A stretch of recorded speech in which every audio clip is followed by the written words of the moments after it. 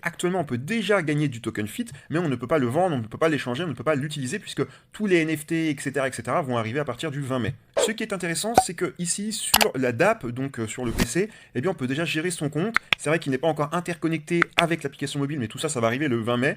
Ici, on a déjà un marché NFT, mais qui est quand même restreint, je tiens à le dire. Et on peut voir qu'on peut déjà acheter des œufs qui sont vendus avec le token Calo. Et on a vu tout à l'heure que le token est aux alentours de 26 centimes de dollars. Et on voit qu'il y a des couleurs, le vert, le bleu, et on a également les œufs flammes, donc les œufs nature, les œufs océan, les œufs flammes. En fait, ils ont tous une propriété particulière. Les œufs nature, ils vont tout simplement vous permettre de réduire les frais pour les inscriptions à des challenges sur l'application mobile à partir du 20 et 22 mai. On a les œufs océan qui, eux, vont vous permettre tout simplement de générer plus de tokens FIT, l'équivalent du GST pour Stepen par exemple.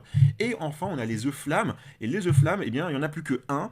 Là, je le vois affiché à 4950, mais quand je clique dessus, et on voit que cet œuf est quasiment à 200 000 Calo, et lui, par contre, il vous permet d'augmenter les récompenses Calo, donc le token de gouvernance. 200 000, ça commence quand même à faire de l'argent. On parle d'à peu près 40 000 dollars pour cet œuf.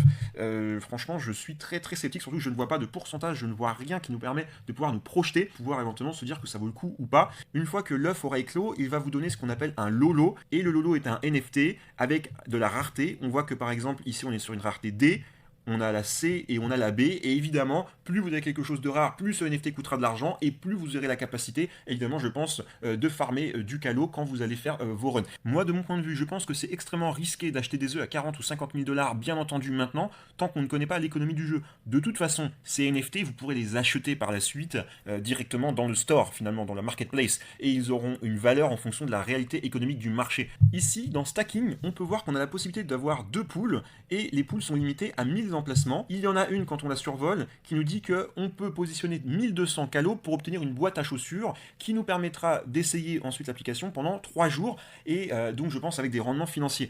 Ici on voit que si je pose 2000 calos, eh bien je pourrais avoir une boîte à chaussures mais cette fois-ci avec une durée de 7 jours.